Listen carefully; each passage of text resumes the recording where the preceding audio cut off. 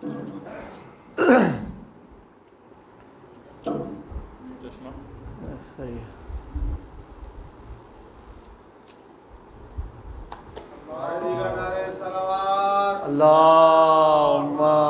صلی علی محمد خیمے میں آ کے شاہ نے جب الوداع کہا، کوہرام مچ گیا، کوہرام مچ گیا، تھا جس کا انتظار وہ ساتھ قریب ہے، دن ڈھل رہا ہے شام مصیبت قریب ہے، کچھ دیر کی ہے بات قیامت قریب ہے، زینب غریب بھائی کی رخصت قریب ہے، یہ کہہ کے مانگا ماں کا جو کرتا سلا ہوا، کوہرام مچ گیا، کوہرام مچ گیا، کچھ دور ہٹ کے خیمے میں بولے شہ زمن، زحمت نہ ہو تو بازو بڑھاؤ ذرا بہن، میں بوسے لوں وہاں کہ بندھے گی جہاں رسن، بازو بڑھا کے روتی تھی ہمشیر خستہ تن، بھائی بہن کے بازو کو جب چومنے لگا، کوہرام مچ گیا، کوہرام مچ گیا، یہ سن کے بنت فاطمہ زہرا تڑپ گئی، بولی گلا بڑھاؤ بس اب جلد اے اخی، اماں کی بات آج مجھے یاد آ گئی،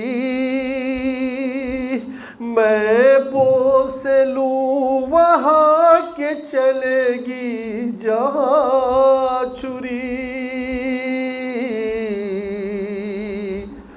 زینب نے بڑھ کے چوما برادر کا جب گلا، کوہرام مچ گیا، کوہرام مچ گیا، بیٹی سے پھر یہ کہنے لگا فاطمہ کا لال، رہنا پھوپھی کے پاس رکھیں گی تیرا خیال، غربت ہے تم پھوپھی سے نہ کرنا کوئی سوال، ورنہ تیرے پدر کو بہت ہوئے گا ملال، پھر سر پہ ہاتھ رکھ کے جو دینے لگے دعا، کوہرام مچ گیا، کوہرام مچ گیا، بیٹی کو جب سپرد بہن کر چکے امام،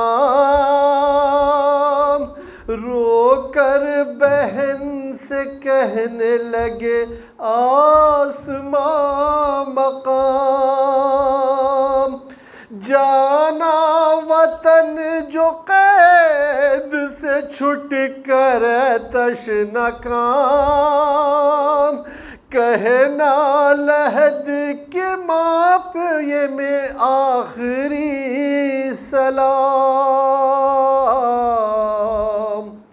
آیا جو لب پہ فاطمہ زہرا کا تذکرہ، کوہرام مچ گیا، کوہرام مچ گیا۔ عابد سے پھر یہ کہنے لگے شاہ کربلا، بیواؤں اور یتیموں کا اب تم ہو آسرا، جو امتحان میرا تھا یہ سب میں نے دے دیا، آگے تیرا جہاد ہے بیمار کربلا،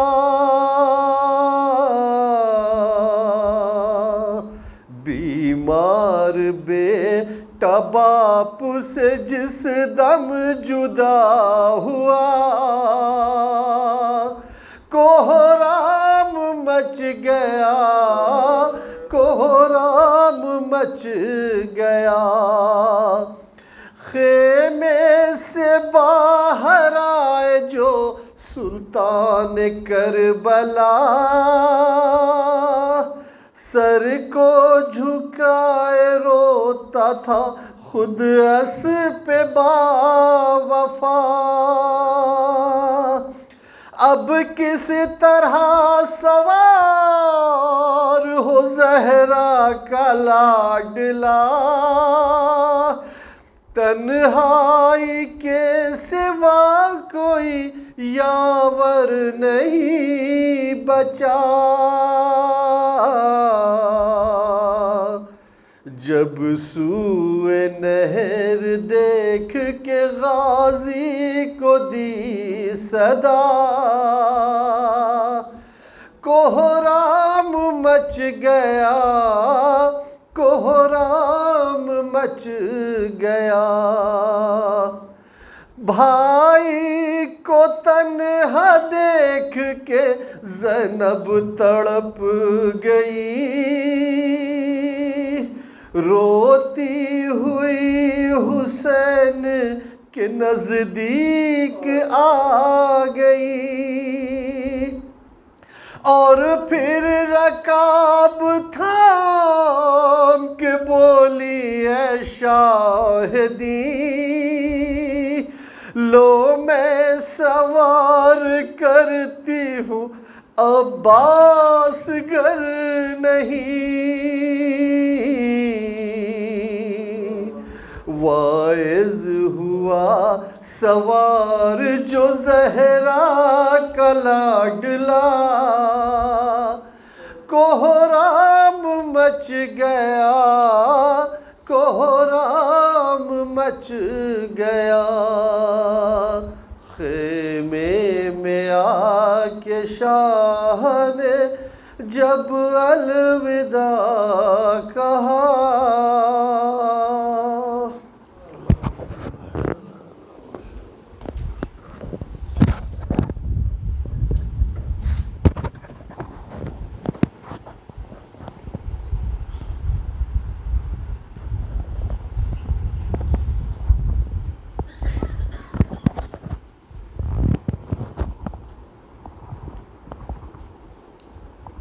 فاتحہ۔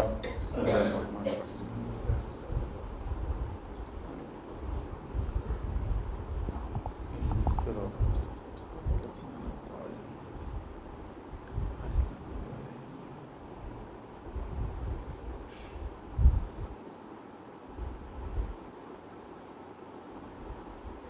لا حول ولا قوة إلا بالله العلي العظيم أعوذ بالله من الشيطان الرجيم بسم الله الرحمن الرحيم الحمد لله الذي يؤمن الخائفين وينجي الصالحين ويرفع المستضعفين ويذع المستكبرين ويهلك ملوكا ويستخلف آخرين ثم الصلاة والسلام والتحية والإكرام على سيد الأنبياء والمرسلين خاتم النبيين بالقاسم محمد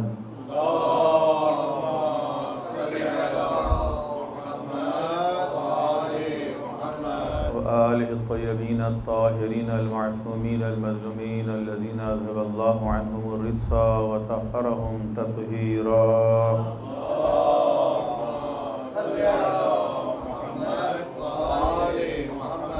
لا سيما بقية الله في الأرضين الذي ببقائه بقية الدنيا وبيمنه رزق الوراء وبوجوده سفلت الأرض والسماء وبه يملأ الله الأرض قسطا وعدلا كما ملئت ظلما وجورا وعجل لهم اللهم ظهوره فإنهم يرونه بعيدا ونراه قريبا برحمتك يا أرحم الراحمين.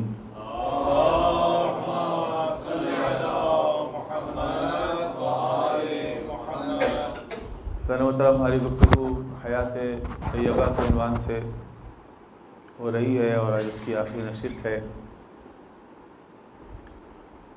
اور ہم نے قرآن کریم کی سورہ نحل کی آیت نمبر 97 کے ذیل میں یہ گفتگو شروع کی تھی کہ جہاں قرآن کریم میں ایک مقام پر حیات طیبہ کے بارے میں آیت آئی ہے من عمل صالحا من ذکر او انثی وهو مؤمن فلنحینہ حیاۃ طیبہ، کہ جو بھی عمل صالح کرے گا، مرد ہو یا عورت، مومن ہونا چاہیے، تو ہم اس کو ایک پاکیزہ زندگی گزروائیں گے، ایک ایسی زندگی جو پاکیزہ زندگی ہوگی۔ پھر پاکیزہ زندگی کے مختلف پہلوؤں پہ بات ہوئی تو پتہ چلا کہ زندگی کے جتنے بھی شعبے ہیں ان تمام شعبوں کے اندر ایک پاکیزگی کا تصور موجود ہے، ایک پاکیزہ حیات، ایک غیر پاکیزہ حیات، خواہ اس کا تعلق ہمارے کھانے پینے سے ہو، خواہ اس کا تعلق ہمارے لباس سے ہو، خواہ اس کا تعلق شادی بیاہ سے ہو، خواہ اس کا تعلق تجارت سے ہو، نوکری سے ہو، کاروبار سے ہو، یا اس کے آگے معیشت سے اور دیگر شعبوں سے۔ ایک اور آیت سورہ انفال کی آیت نمبر 24 کے ذیل میں بھی بات ہوئی، جس میں حیاتاً طیبہ تو نہیں ہے لیکن ایک حیات کا تذکرہ ہے۔ یا ایھا الذین آمنوا استجیبوا للہ وللرسول اذا دعاکم لما یحییکم، کہ اے ایمان والو، اللہ اور اس کا رسول جب تمہیں پکارے تو اس کو جواب دو۔ جواب دو یعنی رسپانس دو۔ لما یحییکم، تاکہ وہ تمہیں زندگی عطا کرے، تاکہ وہ تمہیں زندہ کرے۔ اور میں عرض کر رہا ہوں مسلسل کہ یہ زندگی جو ہے وہ ایک دوسری زندگی ہے، ایک معنوی زندگی ہے، ایک بالاتر زندگی ہے۔ یہ اس آرڈینری لائف سے ہٹ کے ایک اور لائف ہے۔ لیکن خداوند عالم کا جو کام ہوتا ہے، خدا کے جو افعال ہوتے ہیں اس نیچر کے اندر، استاد شہید مرزا مطہری کا یہ جملہ ہے اور بہت اہم جملہ ہے، پلے میں باندھنے والا جملہ ہے کہ افعال خدا جو اس نیچر میں ظاہر ہوتے ہیں وہ ہمیشہ قانون کی صورت میں ظاہر ہوتی ہیں۔ جو خدا بند عالم کے افعال ہیں وہ انڈیویجول کے لیے نہیں ہوتی بلکہ ایک لا آف نیچر کے طور پر ہوتی ہے۔ یعنی اگر خدا بند عالم ہم سے یہ کہہ رہا ہے کہ ایمان والو جب پکارا جائے تو جواب دو، اس کا مطلب یہ نہیں ہے کہ یہ کسی خاص موقع پر کسی خاص شخص کو کہا جا رہا ہے، بلکہ یہ ایک طرح کا قانون خدا ہے۔ ایک قانون خدا ہے اور اس قانون خدا کے مطابق تمام انسانوں کو پکارا جائے گا، اور جو انسان چاہے اس میں سے جواب دے سکتا ہے۔ جو بھی جواب دے گا، جو پازیٹیو رسپانس دے گا، تو خداوند عالم کی طرف سے وہ خاص عنایت اس کو حاصل ہو جائے گی۔ یعنی یہ راستہ سب کے لیے کھلا ہوا ہے۔ کوئی یہ نہیں کہہ سکتا کہ میرے ساتھ خداوند عالم نے مثلا ایسا نہیں کیا، یا فلاں کو یہ ایڈوانٹیج حاصل ہے، اس کو خدا نے یہ بینیفٹ دے دیا، مجھے نہیں دیا۔ نہیں، یہ جو اعمال ہیں ان تمام چیزوں کے اندر تمام انسانوں کو ایک ایکول اپرچونٹی حاصل ہے۔ ہر شخص جو چاہے وہ اس حیات کو، اس زندگی کو حاصل کر سکتا ہے۔ دین اسلام کے دیگر شعبوں میں بھی ایسا ہی ہے۔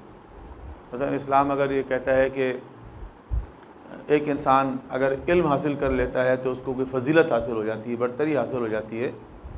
یرفع اللہ الذین آمنوا منکم والذین اوتوا العلم درجات، کہ تم میں سے جو لوگ ایمان والے ہیں اور ان کو علم دیا گیا ہے ان کے درجات کو بلند کیا گیا۔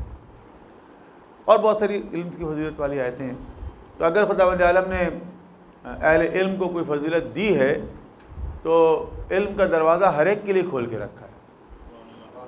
یہ نہیں ہے کہ کوئی ایسی فضیلت ہے جو ان اٹینیبل ہو، وہ سب کے لیے اٹینیبل ہے۔ اب جو اس میں سے چاہے آگے بڑھے، کوشش کرے، جستجو کرے، علم حاصل کر لے۔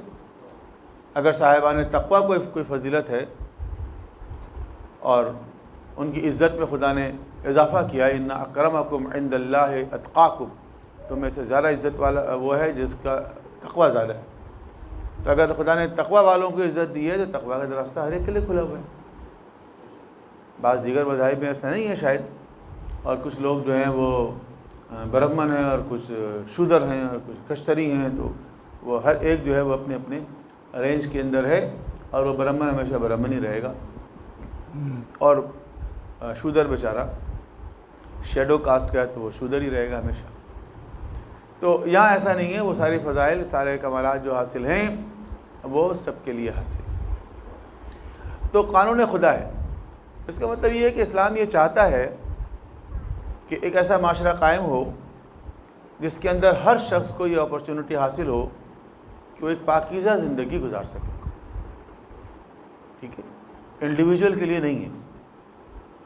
اللہ تعالیٰ کا قانون یہ ہے کہ ایک ایسا معاشرہ قائم ہو جس میں ہر شخص کو یہ اپرچونٹی حاصل ہو کہ وہ پاکیزہ زندگی، اگر علم کے ذریعے ہے تو سب کے لیے ہو، اگر رزق حلال کے ذریعے ہے تو وہ سب کے لیے ہو، اگر عبادت کے ذریعے ہے تو وہ سب کے لیے ہو، تقویٰ پرہیزگاری کے ذریعے ہے تو سب کے لیے ہو، اگر کسب معاش کے ذریعے ہے تو سب کے لیے یہ اپرچونٹی ایکول ہوگی۔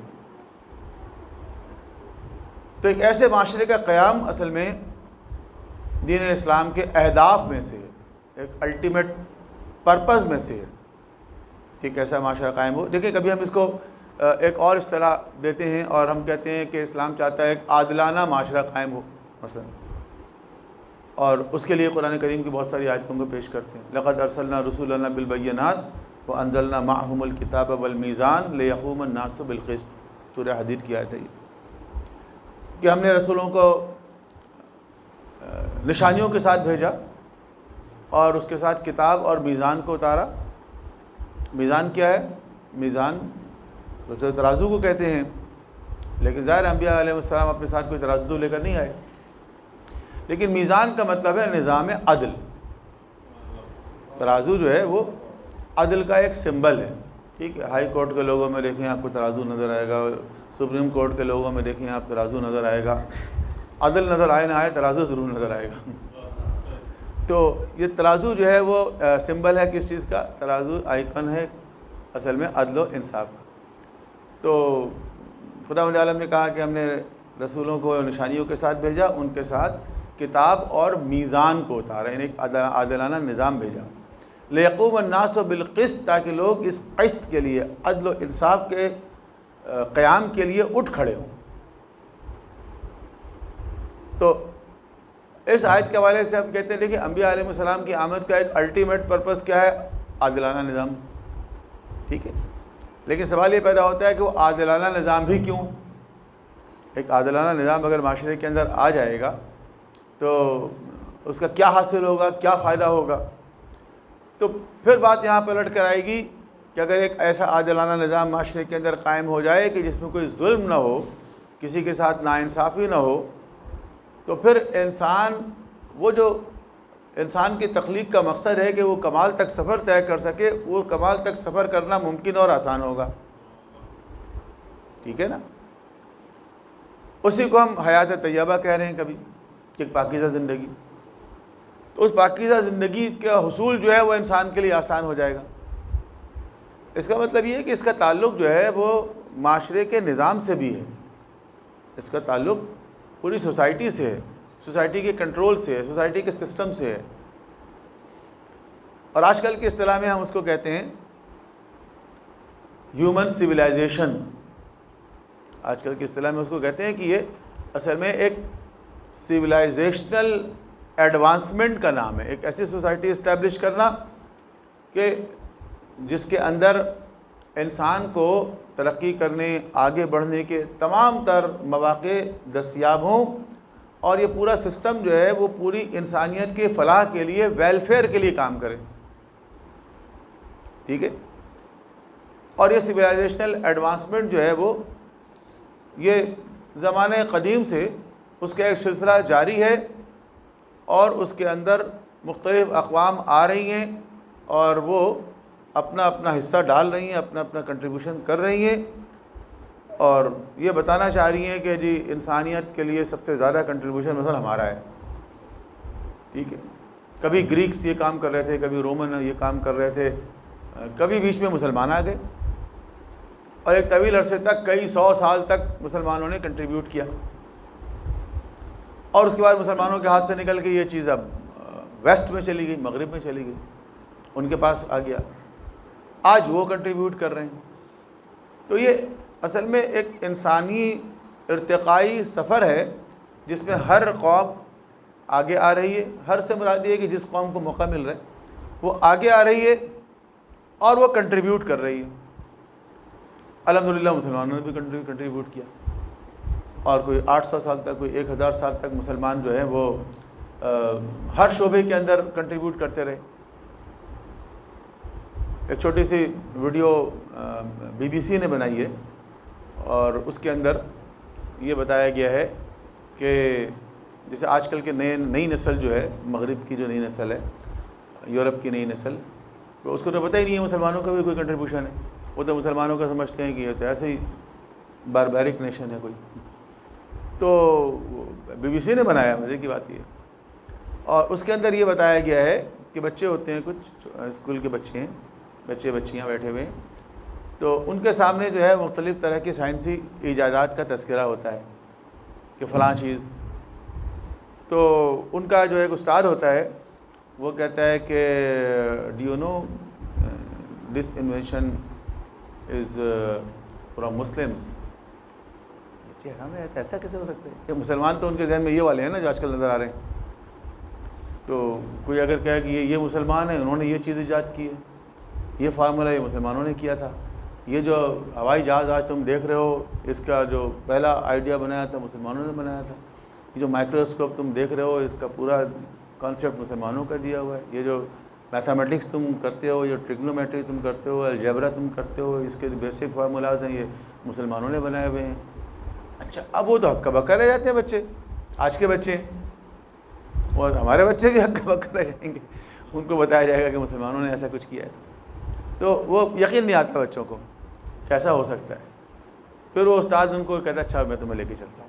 وہ ان کو لے کر ایک لائبریری میں جاتا ہے. بظاہر ویڈیو میں تو اس طرح دکھایا گیا ہے کہ وہ لائبریری میں جاتا ہے, لیکن اصل میں وہ بیک انٹو دا ہسٹری لے جاتا ہے اس کو, وہ اس طرح دکھایا گیا ہے.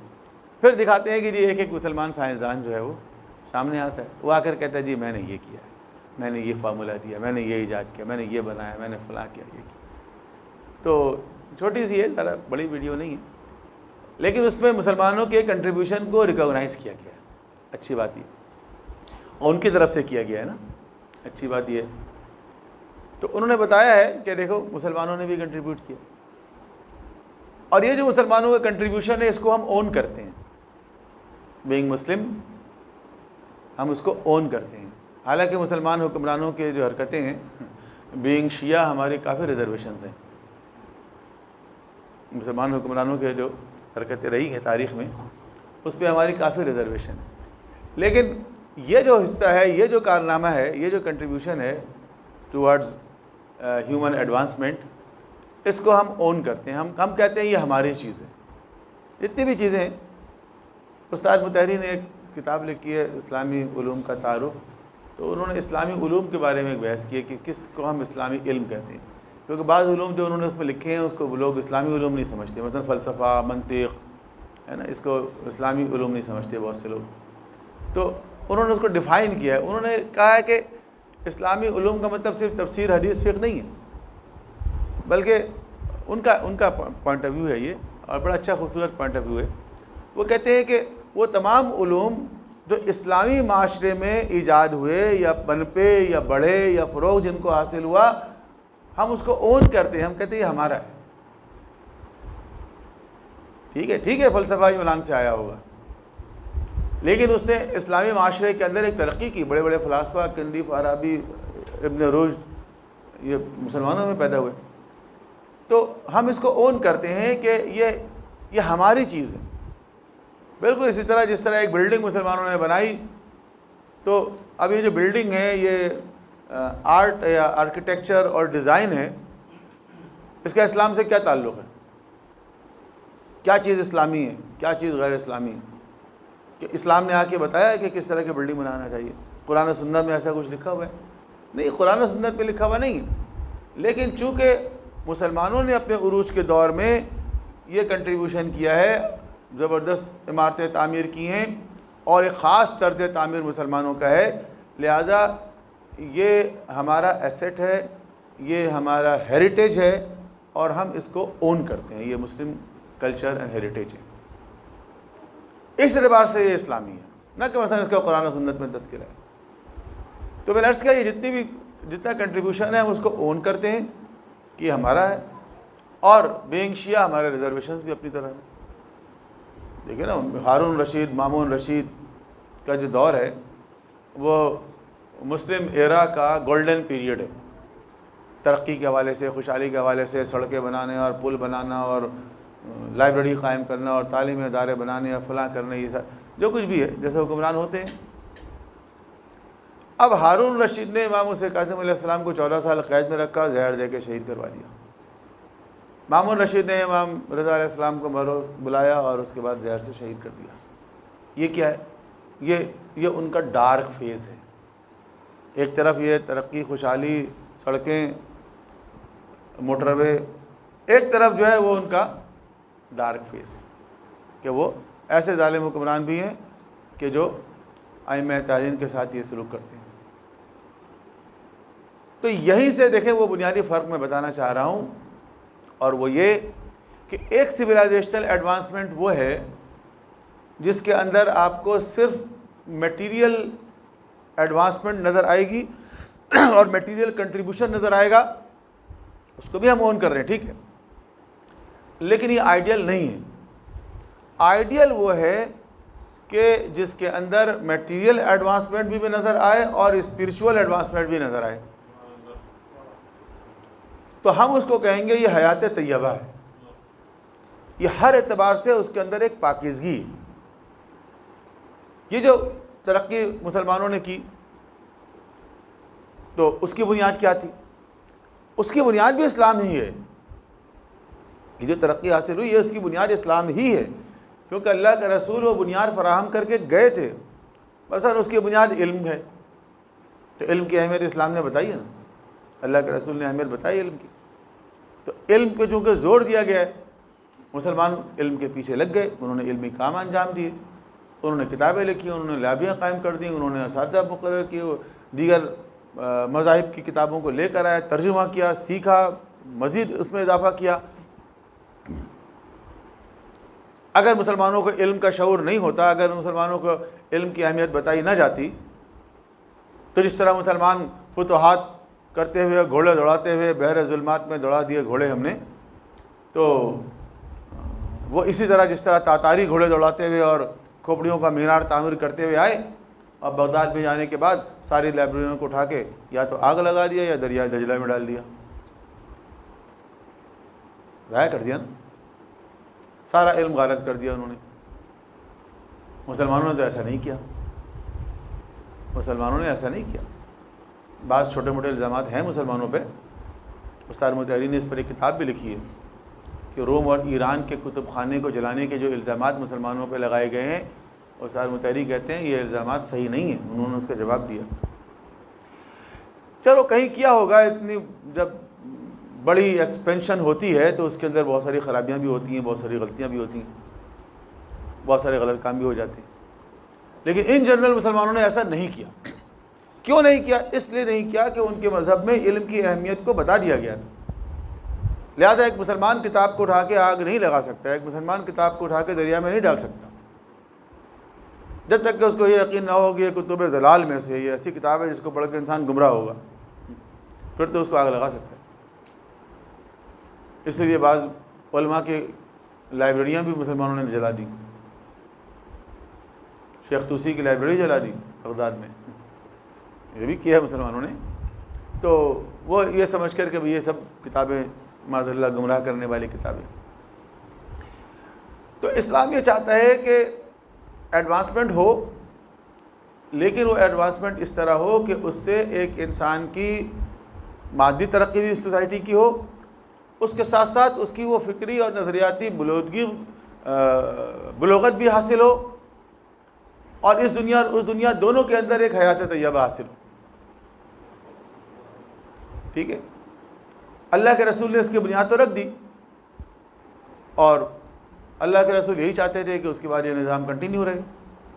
اللہ کا حکم یہی تھا. اور اسی لیے مولا کائنات علی بن ابی طالب علیہ الصلوۃ والسلام کی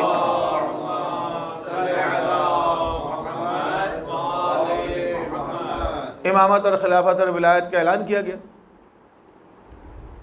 کیونکہ اگر لیڈرشپ کنٹینیو رہے گی تو سسٹم کنٹینیو رہے گا، اگر لیڈرشپ کنٹینیو نہیں رہے گی تو سسٹم کنٹینیو نہیں رہے گا. تو لیڈرشپ کی کوالٹی کنٹینیو رہنی چاہیے. اگر وہ کوالٹی کنٹینیو رہتی تو کسی نے بہت اچھی بات کی کہ شاید اسلامی معاشرے میں پتہ بھی نہیں چلتا کہ کس طرح لیڈرشپ چینج ہوئی اور سوسائٹی چلتی رہی، ہے نا. ایک شعر ہے، 4 مصرے ہیں ان کے، کاظم بنارسی کے. نظم ریاض شاہ مدینہ بدل گیا اور ظاہر میں ایک ذرا سا قرینہ بدل گیا، اور سمجھو نہ جانشین یہ حیدر سے اور کچھ، انگشتری وہی ہے نگینہ بدل گیا. تو اگر یہ نظام اسی طرح چلتا رہتا تو ایسا ہی ہوتا کہ انگشتری وہی رہتی، نگینہ بدل جاتا، اور معاشرہ ایز اٹ از چلتا رہا تھا. کیونکہ تمام خوبیاں جو اللہ کے رسول کے اندر تھیں وہی مولا کائنات کے اندر تھیں. وہی علم، وہی تقوی، وہی شجاعت، وہی عبادت، وہی عطا و بخشش، وہ ساری خوبیاں جو ہیں سارے معصومین کے اندر ہیں. لیکن امت کو یہ بات اچھی نہیں لگی، شاید امت نے کچھ اور کر دیا. ایسے لوگ آ گئے، ان کے بارے میں زیادہ تبصرہ نہیں کرتا میں، مختصر یہ کہ کم از کم ان کو اس کام کے لیے تیار نہیں کیا گیا تھا. جس طرح بھی آ گئے وہ چلے، وہ پروسیس تھا یا جو کچھ بھی تھا، صحیح تھا غلط تھا، لیکن کم از کم ان لوگوں کو اس کام کے لیے تیار نہیں کیا گیا تھا. ٹھیک ہے. اگر تیار کیا جاتا تو ان کے اندر یہ کوالٹی ڈیولپ کی جاتی. ٹھیک ہے نا. ان کے اندر بھی اسی طرح علم ہوتا، تقوی ہوتا، شجاعت ہوتی، جو خوبیاں ہونی چاہیے head of the state of an Islamic state کے لیے، تو وہ چیزیں ہوتی. اور اگر تھیں، جو مسلمان جو ان کی شان بیان کرتے ہیں، ان کے فضائل بیان کرتے ہیں، تو ہوں گی. تو اگر ہوں گی بھی، اگر تھیں جیسا کہ بیان کیا جاتا ہے، تو اس کا کمپیریزن کر کے دیکھ لیں کہ علی کا علم اور کسی اور کا علم، علی کا تقوی اور کسی اور کا تقوی، علی کی شجاعت اور کسی اور کی شجاعت، آپ کمپیئر کر کے دیکھ لیں. کسی اور کے لیے حضور نے فرمایا انا مدینۃ العلم و علی بابہ، انا دار الحکمہ و علی بابہ. کسی اور کے لیے فرمایا، کسی اور کی شجاعت کے لیے فرمایا لا فتح الا علی، لا سیف الا ذو الفقار. کسی کی تقوی کے لیے فرمایا ہو. تو دیکھ لیں کمپیئر کر کے. تو ہوا یہ کہ جس تمدن کی، جس سویلائزیشن کی بنیاد اللہ کے رسول نے رکھی، وہ کنٹینیو تو ہوئی، یہ تو ہم اون کر رہے ہیں اس چیز کو، لیکن وہ انکمپلیٹ ہوئی. اس کا مادی پہلو تو بہت قوی ہو گیا، دیکھتے دیکھتے فتوحات شروع ہو گئی، دیکھتے دیکھتے مسلمان کی ریاست کی ایکسپینشن شروع ہو گئی، اور ود ان اے سینچری مسلمان جو ہے وہ 3 بر اعظموں پر قابض ہو گئے۔ یہ تو ہوا، پیسہ آ گیا ان کے پاس۔ کہاں تو حالت یہ تھی کہ کھانے کے لیے کھجوریں پوری نہیں پڑتی تھی۔ ایسے لوگ بھی تھے کہ جن کا کہنا تھا کہ ہمیں کھجور کا بھی صحیح ٹیسٹ پتہ نہیں تھا، کھجور بھی کبھی پیٹ بھر کے نہیں ملی تھی ان کو۔ اور کہاں صورتحال یہ ہے کہ بعض لوگ جب مرے تو ان کے پاس اتنا سرمایہ تھا، اتنا سونا تھا کہ کلاڑے سے توڑ کے ڈلوں کو توڑ کے وراثت میں تقسیم کیا گیا۔ اونٹ، گائے، بھیڑ، بکری کا کوئی حساب ہی نہیں، اتنا مال آیا مسلمانوں کے پاس۔ تو جب مال آتا ہے تو اس کے ساتھ اور بہت ساری خرابیاں آتی ہیں، وہ خرابیاں بھی آئیں۔ پھر یہی ہوا کہ معاشرے کے اندر طبقاتی نظام بھی آ گیا۔ تو ترقی تو ہوئی، سویلائزیشنل ایڈوانسمنٹ ہوئی، لیکن اس کے اندر سے روحانیت، معنویت جو ہے وہ ختم ہو گئی۔ اچھا، یہ ہم نہیں کہہ رہے، کوئی ہم کہہ رہے ہوں، شاید تعصب میں کہہ رہے ہوں گے، یہ آپ عام مسلمانوں سے پوچھ لیں، آپ مولانا مودودی سے پوچھ لیں، چلیں، جنہوں نے خلافت و ملوکیت لکھی۔ چلے ہم کہیں گے تو شاید تعصب سے کہہ رہے ہوں گے، آپ مولانا مودودی کو پڑھ لیں، کہ وہ تو خود اس بات کو ایڈمٹ کر رہے ہیں۔ چلو شروع کے لوگوں کے لیے تو ہمدردی رکھتے ہیں وہ، لیکن وہ کہتے ہیں بس وہ چند دنوں تک، 40 سال تک خلافت علی منہاج النبوہ چلی، اس کے بعد پھر ملوکیت کا دور شروع ہوگی۔ اس ملوکیت کے اندر جتنی خرابی ہونی تھی وہ سب آپ کو تاریخ میں نظر آ جائے گی، کوئی ایسی حیرانی کی بات تو نہیں ہے۔ لیکن اگر اس خط کے اوپر کام ہوتا جو اللہ کے رسول بتا کر گئے تھے، تو جس طرح یہ مادی ترقی ہوئی، مسلمان سیاہ و سفید کے مالک بن گئے 1000 سال تک، معنوی طور پر بھی ترقی کرتے اور ان کو وہ حیات طیبہ بھی حاصل ہو جاتی، ایک پاکیزہ زندگی۔ اچھا، یہ تو ماضی کی باتیں ہو گئیں۔ آج کے دور میں آئیے، ہم اپنے اختتام جو ہے وہ اس پہ کرنا چاہتے ہیں کہ آج ہمارے ہاتھ میں کیا ہے۔ اب آج دیکھیں، مسلمان جو ہیں فرسٹریشن کا شکار ہیں کہ کس طرح اپنی عظمت رفتہ کو حاصل کریں۔ ٹھیک ہے، ہم اپنے بچوں کو یہ تو بتاتے ہیں کہ ہم نے یہ کیا، ہم نے وہ کیا، ہم نے گھڑی ایجاد کی، ہم نے گھوڑے بنا لیے، لیکن بات یہ ہے کہ علامہ اقبال نے اس پہ ایک شعر کہہ دیا، بلکہ ایک مصرع بھی کافی ہے ان کا، کہ تھے وہ آبا تو تمہارے مگر تم کیا ہو۔ ایک ہی مصرع بہت ہے، ایک مصرع نہیں ہے، یہ پورا ایک چماٹ ہے کہ تھے وہ آبا تو تمہارے مگر تم کیا ہو، ہاتھ پہ ہاتھ دھرے منتظر فردا ہو۔ تو وہ تو ٹھیک ہے، وہ سارے کارنامے بیان کر دیے، لیکن آج کیا ہے مسلمانوں کی حالت؟ اب آج مسلمانوں کے اندر ایک فرسٹریشن ہے، آج سے نہیں ہے، کئی 100 سال سے ہے، جب سے مسلمان کوئی 17ویں صدی 16ویں صدی سے پیچھے چلے گئے۔ ہوتا یہ ہے، دیکھیں سویلائزیشنل ایڈوانسمنٹ کی ہسٹری اس طرح ہوتی ہے کہ اس میں کوئی قوم جو ہے وہ بائی فورس داخل نہیں ہو سکتی۔ یہ نہ سمجھے مسلمانوں کو شکست دے کے انگریز کامیاب ہو گئے، نو، کوئی قوم جو ہے بائی فورس اس کے اندر انٹر نہیں ہو سکتی، اس پہ قوموں کو بائی کنٹریبیوشن انٹر ہونا ہوتا ہے کہ آپ کا کنٹریبیوشن کیا ہے انسانیت کے لیے۔ اگر آپ کا کوئی کنٹریبیوشن ہے تو آپ کا راستہ کوئی نہیں روک سکتا، آپ کو کسی فوجی کو کی ضرورت نہیں ہے۔ تو جب مسلمانوں نے کنٹریبیوشن کیا، خود بخود ان کا ایک رول سامنے آ گیا۔ ٹھیک ہے، آج کوئی مانے یا نہ مانے، مجبوری ہے، ان کو ماننا پڑے گا ان کو۔ یہی آکسفورڈ اور یہی کیمبرج کی یونیورسٹیز تھیں کہ جہاں 17ویں صدی میں 17ویں صدی تک 18ویں صدی تک عربی میں لیکچرز ہوتے تھے، ان کی لائبریری کی کتابیں عربی میں ہوتی تھیں، کیونکہ کتابیں تھیں مسلمانوں کی، تھی عربی والی۔ اور وہ باتیں جو آج ہم کرتے ہیں نا کہ کیا انگلش پڑھنا ضروری ہے، کیا انگلش کے بغیر نہیں ہو سکتا کچھ، یہ سوال وہ کیا کرتے تھے کہ عربی پڑھنا ضروری ہے، عربی کے بغیر کچھ نہیں سیکھ سکتے ہم۔ اور ان کا اساتذہ وہی کہتے رہے جو آج ہم کہتے ہیں کہ بیٹا اچھی کتابیں ہیں ہی عربی میں، پھر ہم کہتے ہیں اچھی کتابیں ہیں انگریزی میں، اس کے آگے کتابیں ہی نہیں ہیں۔ اگر آپ بی ایس سی کرنا چاہتے ہیں تو اردو میں کتابیں ہیں، اگر آپ کامرس پڑھنا چاہتے ہیں اردو میں کتابیں ہیں، اگر آپ اکاؤنٹنگ پڑھنا چاہتے ہیں، اسٹیٹسٹکس پڑھنا چاہتے ہیں، مینجمنٹ پڑھنا چاہتے ہیں، کمپیوٹر سائنس پڑھنا چاہتے ہیں، تو گریجویشن لیول کی کتابیں ہیں اردو میں؟ نہیں، کتابیں ہیں ہی نہیں سرے سے، بعض تو ہیں ہی نہیں ہیں، بعض ہیں تو اس قابل نہیں ہیں۔ تو اتنا امپیکٹ تھا مسلمانوں کا کہ ان کی لائبریری بھی عربی کتابوں سے بھری تھی۔ تو چاہے نہ چاہیں، اگر آپ کا کنٹریبیوشن ہے، دنیا ریکوگنائز کرے گی، آپ کو راستہ دے گی۔ لیکن جب معاملہ بدل گیا اور مسلمان پیچھے رہ گئے، اب پیچھے کیوں رہ گئے، یہ بھی ایک طویل بن کا مرثیہ ہے کہ مسلمان پیچھے کیوں رہ گئے۔ ٹھیک ہے، کبھی ہم کہتے ہیں ہمارے خلاف سازش ہو گئی، ٹھیک ہے، دنیا میں جو قوم ترقی کرے گی اس کے خلاف سازش ضرور ہوگی۔ جو قوم بھی آگے بڑھے گی، جب آپ آگے بڑھیں گے کوئی آپ کی ٹانگ کھینچنے والا بھی پیدا ہو جائے گا، ہر جگہ ہوتا ہے یہ تو سازش تو ہوگی۔ جتنی قومیں ترقی کر رہی ہیں ان سب کے خلاف سازش ہوتی ہے۔ سوال یہ پیدا ہوتا ہے کہ سازش کامیاب کیوں ہوئی؟ آپ ایک ایسی قوم کیوں نہیں بن سکے کہ جو سازش ناپذیر قوم ہوتی ہے، کہ ان کے خلاف سازش ہو اور کامیاب نہ ہو؟ ایسی قوم نہیں بن سکے نا۔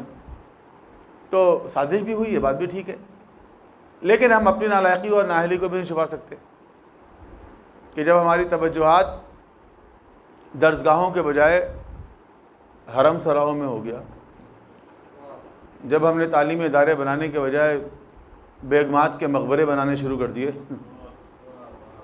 تو پھر ہماری پرائیورٹی بدل گئی نا۔ جب ہماری پرائیورٹی بدل گئی تو پھر ہمارا مقام بدل گیا، دوسری قومیں آگے آ گئیں، انہوں نے کنٹریبیوٹ کیا، انہوں نے جگہ بنا لیا، اب ہم پیچھے رہ گئے۔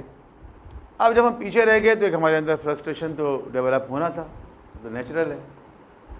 تو اب ہم یہ چاہتے ہیں ہماری عظمت رفتہ بحال ہو۔ تو ایک طبقہ ایسا ہے مسلمانوں میں کہ جس کا خیال یہ ہے کہ وہ ساری حرکتیں، وہ سارا ظلم و ستم، متعدی دوسری قوموں کو نقصان پہنچانا، حملہ کر دینا، غلط کر دینا، ان کے وسائل پہ قابض ہو جانا، جو وہ ساری حرکتیں جو امریکہ کر رہا ہے، وہ اگر ہم کرنا شروع کر دیں تو ہم اپنی عظمت رفتہ کو حاصل کر لیں گے۔ وہ سمجھتے ہیں عظمت رفتہ کا مطلب یہ ہے، اور اسی لیے وہ پھر طاقت اور قوت کے بل پہ قابض ہونا چاہتے ہیں، دہشت پھیلانا چاہتے ہیں، لوگوں کو قتل کرنا چاہتے ہیں، سرزمینوں پر قبضہ کرنا چاہتے ہیں،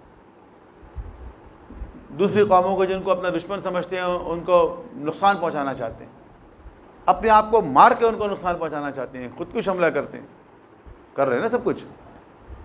یہ کیا ہے؟ اگر ایک جملے میں آپ اجازت دیں تو میں کہوں گا فرسٹریشن ہے، باقی اس کے پیچھے اور بہت کچھ ہے، لیکن یہ فرسٹریشن ہے ان کو سمجھ میں نہیں آ رہا ہے کہ ہم اپنی عظمت رفتہ کس طرح حاصل کریں۔ الحمدللہ یہ مکتب تشیع ہے کہ جس کے پاس ایسی ویژنری لیڈرشپ ہے کہ جو دنیا کو یہ بتا رہی ہے کہ this is the right time for the revival of a new Muslim civilisation. یہ وہ ٹائم ہے جب ایک مسلم سویلائزیشن کو آپ ریوائیو کریں، ایک نیا اسلامی تمدن دنیا کے سامنے پیش کریں۔ اور اس کا مطلب کیا ہے؟ اس کا مطلب یہ نہیں ہے کہ ہمیں کسی سے جنگ کرنی ہے، اس کا مطلب یہ نہیں کہ ہمیں کسی قوم کا استحصال کرنا ہے، ہمیں کسی پہ جا کے حملہ کرنا ہے، نہیں، ہمیں نہ کسی کو تباہ کرنا ہے، نہ کسی پہ حملہ کرنا ہے، نہ کسی کو نقصان پہنچانا ہے۔ ہمیں صرف یہ کرنا ہے کہ وہ جو انسانی تمدنی ترقی کے بنیادی عوامل ہیں اس پہ کنٹریبیوٹ کرنا ہے۔ سب سے بڑا کنٹریبیوشن علمی ہوگا، سب سے بڑا کنٹریبیوشن علمی ہوگا، کیونکہ دنیا میں آج انسان جو آگے بڑھ رہا ہے، جو کچھ ہم دیکھ رہے ہیں، یہ سب علمی ترقی تو ہے، اور سب سے بڑی بات یہ ہے کہ ہم علم میں پیچھے رہ گئے ہیں۔ جب ہم اس پہ کنٹریبیوٹ کریں گے، دنیا خود بخود ریکوگنائز کرے گی، آپ کو منوانے کی ضرورت نہیں ہے کسی سے، آپ خود اپنی جگہ بنائیں گے۔ تو اگر آپ آج اس کے اوپر کام کریں، بس فرق یہ ہے کہ یہ جو مادی ترقی آپ کو نظر آ رہی ہے جس میں امریکہ کنٹریبیوٹ کر رہا ہے، یورپ کنٹریبیوٹ کر رہا ہے، یہ بھی انسانی تمدنی ترقی ہے۔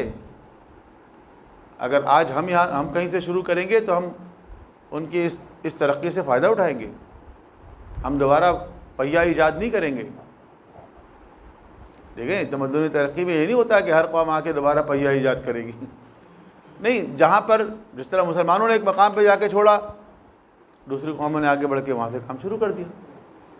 اب ہم پیچھے رہ گئے، دنیا آگے نکل گئی، اب دنیا کی قومیں ہمارے انتظار میں کھڑی نہیں رہیں گی۔ سورج اپنے ٹائم پہ نکلے گا، گھڑی اپنے ٹائم پہ آگے بڑھتی رہے گی، کیلنڈر کے صفحے اگر واپس پلٹ دیں گے تو تاریخ واپس نہیں آئے گی، وہ تو آگے کی طرف جا چکی ہے۔ اب کیا کر سکتے ہیں ہم اور آپ جو قومیں پیچھے رہ گئی ہیں؟ ان کے پاس ایک ہی آپشن ہے کہ وہ اپنی رفتار بڑھائیں، ان کے پاس ایک ہی آپشن ہے کہ وہ اپنی رفتار بڑھائیں۔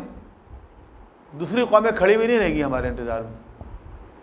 جیسے بسیں ہوتی ہیں نا، آتی ہیں، کبھی آپ نے دیکھا ہوگا بس جو ہے نا وہ بعض اوقات رکتی نہیں ہے، یا ہم بس آگے نکل گئے، ہم بھاگتے ہوئے پیچھے سے آ رہے ہیں، ٹھیک ہے، رکو رکو رکو رکو، اب کہاں روکتا ہے بھائی؟ اب کیا کرنا ہوتا ہے ہمیں اپنی رفتار بڑھانی ہے۔ اگر ہم نے اپنی رفتار بڑھا دی، ہم نے جا کے پکڑ لیا اس کو، چلو بھائی سوار ہو گئے۔ اگر ہم نے اپنی رفتار نہیں بڑھائی، ہم اسی شان سے چلے آ رہے ہیں، ہم سمجھ رہے ہیں بس رکے گی ہمارے لیے، بس نہیں رکے گی۔ تو دنیا اسی طرح چلتی رہے گی، قومیں آگے چلتی رہیں گی، ہم اگر پیچھے رہ گئے ہیں ہمیں آگے بڑھنا پڑے گا، اپنی رفتار کو بڑھانا پڑے گا۔ تو یہ ساری ترقی جو دنیا کی ہو رہی ہے، یہ سب کو ہم اون کرتے ہیں، ہماری کوئی لڑائی نہیں ہے اس سے۔ لیکن فرق یہ ہے ان کی جو سویلائزیشن ہے وہ گاڈ لیس ہے، اور ہماری جو سویلائزیشن ہوگی وہ گاڈ بیس ہوگی۔ ان کی جو سویلائزیشن ہے وہ میٹیریل اپروچ کے ساتھ ہے، ہماری جو سویلائزیشن ہوگی وہ ڈیوائن اپروچ کے ساتھ ہوگی، ٹھیک ہے؟ اسی کو ہم کہیں ایک پاک و پاکیزہ زندگی۔ خود بخود یہ معاشرہ، یہ نظام، یہ کنٹرول، یہ دنیا خود بخود آپ کے ہاتھ میں آئے گی، ٹھیک؟ اور جب آپ کے ہاتھ میں آئے گی تو آپ ایک بہترین نظام، ایک بہترین قانون، ایک بہترین اصول دنیا کے سامنے پیش کریں۔ آپ بتائیں کہ یہ ہے دین اسلام۔ اگر لوگوں کو کچھ غلط فہمی ہے دین کے بارے میں، اگر ان کو غلط فہمی ہو گئی ہے، کیونکہ کچھ لوگ دین اسلام کو غلط ریپرزینٹ کر رہے ہیں، دہشت گردی کے نام انہوں نے اسلام رکھ دیا ہے، تو آپ صحیح والا دنیا کے سامنے پیش کریں، آپ پریکٹیکلی کر کے دکھائیں کہ یہ ہمارا ماڈل، دیکھو اس کے اندر انسان کتنا خوش ہے، دیکھو اس کے اندر انسان کی کتنی اچھی تربیت ہو رہی ہے، دیکھو اس کے اندر جو انسان کا ٹیلنٹ ہے اس کو کتنا اچھا فرنش کیا جا رہا ہے، دیکھو یہ مسلمان ہے اور انسانیت کے لیے کتنا کنٹریبیوٹ کر رہا ہے۔ آپ دنیا کے سامنے پیش کریں کہ ہمارے پاس وہ فارمولہ ہے، ہمارے پاس وہ کی ہے جس کی مدد سے ہم اس دنیا میں بھی ایک پاکیزہ زندگی حاصل کر سکتے ہیں، آخرت میں بھی حاصل کر سکتے ہیں، ٹھیک ہے؟ تو کسی سے جنگ کرنے کی ضرورت نہیں ہے، کسی کو تباہ و برباد کرنے کی ضرورت نہیں ہے، صرف ہمیں اپنے حصے کا کام کرنا ہے۔ تو اگر ایک ویژنری لیڈرشپ ہو جو یہ دیکھ سکے کہ اصل میں ہمارا کام کیا ہے، اور اس کے سپرویژن میں امت مسلمہ آگے بڑھے، تو آپ دیکھیں گے کہ مسلمان کسی چیز میں کم نہیں ہے، نہ ان کے پاس نیچرل ریسورسز کی کمی ہے، نہ ان کے پاس ہیومن ریسورسز کی کمی ہے، سب سے پہلے تو ویژن کی کمی ہے، سب سے پہلے ویژن کی کمی ہے، ورنہ مسلمانوں کے پاس اور کسی چیز کی کمی نہیں ہے، نہ ٹیلنٹ کی کمی ہے۔ تو کمی نہیں ہے، لیکن اس فکر کی کمی ہے، وہ فکر جو انسان کو اس دنیا اور اس دنیا دونوں میں کامیابی کا راستہ بتا سکے۔ تو اس ویژن کے ساتھ اگر یہ امت آگے بڑھے گی تو آپ دیکھیں وہ کامیابی حاصل کرتی چلی جائے گی۔ تو الحمدللہ مکتب تشیع نے اس زمانے میں، جبکہ دیگر مکاتب فکر نے ابھی تک اس کے اوپر کوئی کام نہیں کیا، آپ یقین کریں. ہم ایک کانفرنس میں تھے تو اس میں مسلم ورلڈس کے کافی کوئی 40 کے قریب ملکوں کے لوگ آئے ہوئے تھے. تو اس کے بعد اس کانفرنس کے لوگوں کو جتنے بھی مندوبین تھے ان کو خاص طور پہ لے جایا گیا اور آیت اللہ خامنئی نے ان سے خطاب فرمایا. پرانی بات ہے ذرا، میرے خیال میں شاید 12-15 سال ہو گئے ہوں گے. تو اس میں انہوں نے کہا کہ یہ والی بات جو میں نے کی تھی نا کہ this is the right time. انہوں نے کہا کہ آپ لوگ چونکہ مسلم ورلڈ سے آئے ہیں اور مسلمان اسکالرز ہیں پورے مسلمان کنٹریز سے، تو یہ بات جو میں آپ کے سامنے کر رہا ہوں یہ میں نے اب تک کسی سیاستدانوں کے سامنے نہیں کیا. ٹھیک ہے، یہ میں نے روک کے رکھا ہوا تھا آپ لوگوں کے لیے کہ آپ لوگوں کو اس کے سامنے یہ بات کی جائے. اور وہ بات یہی ہے کہ اب ہمیں ایک نیو مسلم سویلائزیشن کو لانچ کر دینا چاہیے، اس پر کام شروع کر دینا چاہیے. دس از دا رائٹ ٹائم. ٹھیک ہے، یہ بہترین موقع ہے. اور یہ کہ اس پہ سب سے زیادہ امید اگر کسی سے ہے تو وہ آپ لوگوں سے ہے، سیاستدانوں سے نہیں، حکمرانوں سے نہیں ہے. مسلمان حکمران جو ہیں آپ کو پتہ ہے ان کا ویژن کیا ہے. تو کس سے امید ہے؟ مسلم اسکالرز سے امید ہے، پوری دنیا کے مسلمان ملکوں کے وہ لوگ جو سوچنے سمجھنے والے ہیں، جو غور و فکر کرنے والے، جو علمی کنٹریبیوشن کر سکتے ہیں، انہی سے امید ہے. اور آج میں 15 سال کے بعد دیکھتا ہوں اس کے اوپر دنیا بھر کے بہت سارے لوگوں نے کام کیا ہے اور مختلف انداز میں کیا ہے کہ کس طرح ایک ریوائول آف مسلم سویلائزیشن ہو سکتا ہے. کون کون سے ایریاز ہیں جس میں کام کرنے کی ضرورت ہے.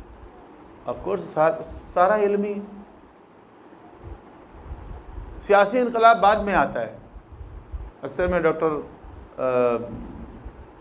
وہ تھے لندن والے کلیم صدیقی، تو ان کا یہ جملہ دہراتا ہوں. وہ کہتے ہیں کہ پولیٹیکل ریولوشن سے پہلے انٹلیکچل ریولوشن ضروری ہے.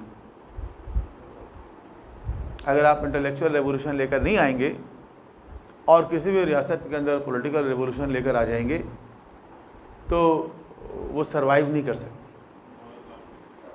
جب تک کہ انٹلیکچل ریولوشن نہ ہو. تو انٹلیکچل ریولوشن مسلم ورلڈ کے اندر ضروری ہے. مسلمانوں کی ہمت کرنی پڑے گی، حوصلہ کرنا پڑے گا کہ وہ ایک بڑا کنٹریبیوشن کرنے کے لیے تیار رہیں. بس فرق یہ ہوگا کہ وہ ہمارا جو کنٹریبیوشن ہوگا وہ روحانیت اور معنویت کے ساتھ ہوگا. ہم اگر ایک ایجوکیشن سسٹم ڈیزائن کریں گے، اس کے اندر جو بچہ آئے گا اس کو یہ نہیں کرنا پڑے گا کہ اسکول میں الگ پڑھے گا، پھر ٹیوشن الگ پڑھے گا، پھر قرآن پڑھنے کے لیے الگ جائے گا، پھر دینیات کی کلاس الگ لے گا، اور بیچارے کے پاس کھیل کے لیے تفریح کے لیے کوئی ٹائم ہی نہیں ہوگا. نہیں، ایک تعلیمی نظام میں اگر وہ جائے گا تو وہاں اس کی دینی تربیت بھی ہوگی، اس کی دنیاوی تربیت بھی ہوگی، اس کی لینگویج اسکل بھی بنے گی، اس کی کمیونیکیشن اسکل بھی ڈیولپ ہوگی، اور اس کو جو دنیا کے جدید علوم ہیں اس سے بھی آگاہی دی جائے گی. تو ایک ایسا سسٹم ڈیزائن کرنے کی ضرورت ہے نا امت مسلمہ کو، یا نہیں ہے؟ ابھی ہے مسلمانوں کے پاس ایسی کوئی چیز؟ ابھی تو نہیں ہے ہمارے پاس ایسی کوئی چیز. ہم وہی جا کر انہی کی چیزیں لاتے ہیں اور اسی کو اپنے بچوں کو پڑھا دیتے ہیں. اس میں کیا لکھا ہوا ہے، اس میں کیا باتیں لکھی ہوئی ہیں، کبھی اس کا ہم نے انالیسس کیا ہے؟ کبھی ہم نے وہ لیسن پڑھ کے دیکھا ہے جو ہمارے بچے پڑھ رہے ہیں؟ کبھی آپ پڑھ کے دیکھیں اس کے اندر کیا چیزیں ہیں، حیران رہ جائیں گے آپ. ماں باپ کو کیا دکھایا گیا ہے، گھر میں اگر گرینڈ فادر ہیں تو ان کو کس طرح دکھایا گیا ہے. اور پتہ نہیں، ٹائم نہیں ہے کہ میں اس پہ تبصرہ کروں. تو کہنے کو تو وہ لینگویج کی کتاب ہے، لیکن اس کے اندر وہ کون سے لینگویج سیکھ رہا ہے، اس کے اندر کون سے رشتے کو دیکھ رہا ہے، اور اس کے اندر کس رشتے کی کیا حیثیت دے رہا ہے، آپ سوچیں. اور یہی بڑا ہوگا. اسلامیات کی کتاب کی بات نہیں کر رہا میں تو دیگر کتابوں کی بات کر رہا ہوں.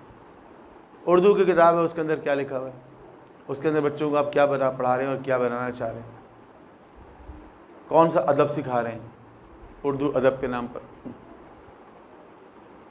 تو ایک ایسا پورا سسٹم ڈیولپ کرنے کی ضرورت ہے جہاں ایک بچے کو بچپن سے ہی وہ اپرچونٹی مل جائے کہ یہ ایک بڑا ہو کر کامیاب انسان بنے، اس کے اندر خوف خدا بھی ہو، اس کے جو اس کی دینی ذمہ داریاں ہیں، معاشرتی ذمہ داریاں ہیں، ان سب سے آگاہی حاصل ہو. پھر یہ بڑا ہوگا، اس کو معاشرے میں جانا ہے، اس کو ظاہر ہے کہ اپنی زندگی گزارنے کے لیے وسائل زندگی چاہیے. وسائل زندگی کے لیے اس کو نوکری کرنی پڑے گی یا کاروبار کرنا پڑے گا، جو کچھ بھی کرنا ہے. اس کے لیے اس کے پاس کیا اپرچونٹی ہے کہ حلال طریقے سے اپنی زندگی گزار سکے. اس کے پاس یہ اپرچونٹی ہے. وہ فراہم کرنا کس کا کام ہے؟ پھر وہی بات ہے، ریاست کا کام ہے. ریاست کا کام یہ نہیں کہہ رہے کہ نوکری دے، لیکن ریاست کا کام یہ ضرور ہے کہ نوکری کے لیے اپرچونٹی پرووائڈ کرے، مواقع فراہم کرے. ٹھیک ہے، تو وہ مواقع جو ہیں وہ ایسے ہو کہ جو حلال ہوں. اگر واقعی ایک اسلامی ریاست ہوگی، اگر واقعی ایک ویژنری لیڈرشپ ہوگی، ایک صالح قیادت ہوگی، تو وہ چاہے گی کہ لوگوں کو رزق حلال کے مواقع ملے. اور آگے بڑھیے، جو ادارے ہیں جن سے واسطہ پڑتا ہے انسانوں کا، ان تمام اداروں کا نظام، ان تمام اداروں کو چلانے والے وہ بھی تو ایسے ہوں پاک و پاکیزہ لوگ، تاکہ وہ ادارہ صحیح چلے. اگر وہ لوگ صحیح نہیں ہوں گے تو وہ ادارہ صحیح نہیں ہوگا، جب وہ ادارہ صحیح نہیں ہوگا تو معاشرہ صحیح نہیں ہوگا. تو یہ پورا ایک نیٹ ورک ہے، پورا ایک نظام ہے. اس پورے نظام کو اگر ایک ٹائٹل آپ دینا چاہتے ہیں تو وہ حیات طیبہ ہے. ایک ایسا ٹائٹل کہ جس میں ہر سطح پر ہر شخص اپنی مادی اور بنیادی ضروریات بھی پوری کر رہا ہو، اور اس کے ساتھ ساتھ ایک صالح انسان ہو، ایک صالح معاشرے کا فرد ہو. اور جب تک کہ وہ ایک ایسا انسان نہ ہو جو بہت ہی کرپٹ ہوتا ہے، جو ایک صالح معاشرے کے اندر بھی کرپشن کرنا چاہتا ہے، تو اس کے علاوہ کوئی شخص ایسا نہ ہو کہ جو اس معاشرے کے اندر برا ہو. برے لوگ تو پھر بھی ہوں گے، میں مثال دے چکا ہوں اس کی آپ کو کہ جتنا اچھا معاشرہ بھی آپ بنا لیں گے، کچھ نہ کچھ برے لوگ ہوں گے. اب وہ جو برے لوگ ہوں گے جو ایک صالح معاشرے کے اندر بھی کرپشن پھیلاتے ہیں، ان کی نگرانی ضروری ہے، ان پہ گرفت ضروری ہے، ان کو قانون کا پابند بنانا ضروری ہے. وہ اگر کوئی جرم کرتے ہیں ان کو سزا دینا ضروری ہے. تو اس طرح ایک نظام ہے جو اسلام چاہتا ہے، ایک صالح نظام، ایک پاک و پاکیزہ نظام جو اللہ کے رسول نے مدینے میں قائم کیا. اور آپ یہی چاہتے تھے کہ عالم اسلام میں یہی نظام قائم ہو. آپ کے بعد مسلمانوں نے ریاست کے اندر وسعت تو بہت کر لی، لیکن گریجولی وہ معنویت، وہ روحانیت ختم ہو گئی. جو تربیت اللہ کے رسول کر کے گئے تھے، حضور فرما کے گئے تھے. یہ آپ نے فرمایا تھا کہ مجھے تم سے یہ خوف نہیں ہے کہ تم بتوں کو پوجو گے. آپ نے فرمایا مجھے تم سے یہ خوف نہیں ہے کہ تم بت پرستی شروع کر دو گے، مجھے تم سے خوف یہ ہے تم دنیا میں پڑ جاؤ گے. مجھے تمہاری طرف سے یہ تشویش نہیں ہے کہ تم بتوں کی پوجا کرو گے، مجھے یہ تشویش ہے کہ تم دنیا داری میں پڑ جاؤ گے، مال دنیا میں پڑ جاؤ گے. حب الدنیا رأس کل خطیئۃ، اور یہ دنیا کی محبت تمہیں اندھا کر دے گی، ہر طرح کی برائی کی جڑ ہوگی. مال دنیا حاصل کرنے سے منع تو نہیں کیا ہے نا اسلام نے، منع نہیں کیا ہے، لیکن حلال اور جائز طریقے سے انسانوں کے حقوق اور خدا کے حقوق ادا کرنے کے بعد، اور پھر جو ہے ایک انسان اسی مال کے ذریعے، اسی مال دنیا کے ذریعے ہی انسان جنت بھی کماتا ہے. تو اسلام اس کے خلاف نہیں ہے. لیکن جب معاشرہ کرپشن کی طرف چل جائے تو پھر یہی ہوتا ہے. وہ ہوا جو بعد میں ہوا، کہ اللہ کے رسول کی تعلیمات تھی، بھول گئے مسلمان. بھول کیا گئے؟ پوری تعلیمات کو الٹ دی انہوں نے.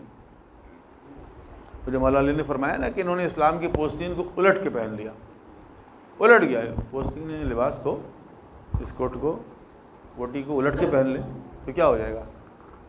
اندر والی چیز باہر آ جائے گی، باہر کی چیز اندر چلی جائے گی، رائٹ والی چیز لیفٹ میں چلی جائے گی، لیفٹ والی رائٹ میں آ جائے گی. یہ ہوگی عالم اسلام کہ رائٹ والی لیفٹ میں چلی گئی، لیفٹ والی رائٹ میں آ گئی، رائٹ رانگ ہو گیا، رانگ رائٹ ہو گیا، سنتیں بدعتیں بن گئی، بدعتیں سنتیں بن گئی، حلال حرام ہو گیا، حرام حلال ہو گیا. یہ ہو گیا. یہ علی علیہ السلام فرما رہے ہیں. علی علیہ السلام کا زمانہ تو کوئی پیغمبر کے زمانے سے بہت دور تو نہیں ہے نا، 35 ہجری میکسیمم 40 ہجری، 40 ہجری، 30 سال گزرے، 25 سال گزرے. 25 سال میں مسلمان یہاں پہنچ گئے. اور جب علی علیہ السلام ان کو صحیح کرنے کی کوشش کرتے ہیں تو صحیح ہونے کو تیار نہیں، الٹا علی علیہ السلام پہ تلوار سے ضرب لگا دی. جو اصلاح کی کوشش جس نے شروع کی اس کو ضرب لگا دیا، اس کو شہید کر دیا. شہید باقر صدر کا ایک جملہ ہے، ایک مجلس ہے ان کی، اس میں انہوں نے فرمایا کہ یہ جو علی کے سر پہ ضربت لگی یہ کوئی معمولی ضربت نہیں ہے. وہ کہتے ہیں کہ اسلام کے اندر پیغمبر کے رحلت کے بعد جو انحرافات آئیں، دین اسلام کے اندر جو انحرافات آئی تھیں، ان انحرافات کو درست کرنے، صحیح کرنے کی جو آخری امید تھی وہ ختم ہو گئی. علی علیہ السلام کے سر پہ ضربت لگنے سے وہ آخری امید کون تھے؟ علی تھی. کہ اگر کوئی اس کو صحیح کر سکتا ہے تو وہ علی کر سکتے ہیں، اگر کوئی اصلاح کر سکتا ہے، جو خرابیاں ہوئی ہیں ان کی اصلاح اگر کوئی کر سکتا ہے تو وہ یہ کر سکتا ہے. تو وہ جن سے امید تھی کہ یہی اصلاح کر سکتے ہیں، جب اس امت نے ان کے سر پہ بھی ضربت لگا دی تو وہ امید بھی ختم. اب وہی ہونا تھا، مودودی نے جس کی طرف اشارہ کیا کہ پھر تو یہ معاشرہ اسی ملوکیت کی طرف ہی جانا تھا. پھر یہی ہونا تھا کہ یزید جیسا شخص برسر اقتدار آ جائے. راستے کھل گئے اس کے لیے، آ گیا وہ. پھر یزید مر گیا تو کیا ہوا؟ دوسرے آ گئے بنو امیہ، مروان آ گیا. آپ سوچیں، جس اسلامی ریاست، شیعوں کی تو بات چھوڑ دیں، شیعوں کا تصور تو بہت ہی اعلیٰ و عرفہ ہے. وہ تو اپنے اماموں کو معصوم سمجھتے ہیں، منصوص من اللہ سمجھتے ہیں، حجت خدا سمجھتے ہیں. شیعوں کی تو بات ہی نہ کریں.